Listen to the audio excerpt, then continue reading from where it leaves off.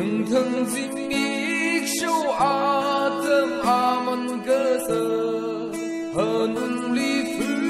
sơ mơ xa ba ục thì lần nơ lờ mân lô quý bài thương cơ hồ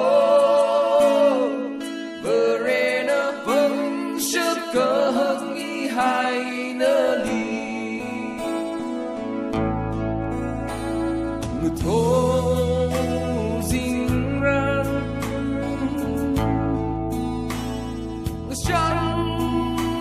đờ lây chỉ mây người thô người sư người dinh người ya lơ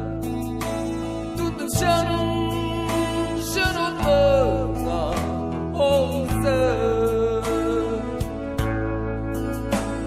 học tập chẳng lỡ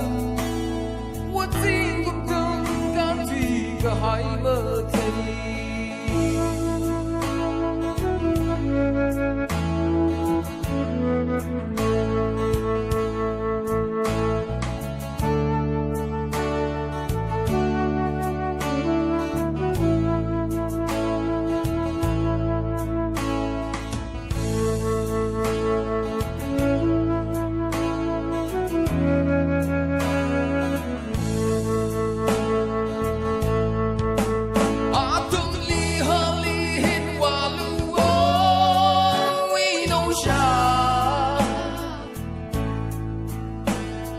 cơ là âm rơ rong nhận rộng xây tung ly hà ly hin hòa liên ta lô với nông trà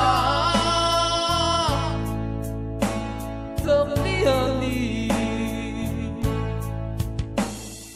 thường thường dìm miếc sâu tâm mình cơ sở hơn ly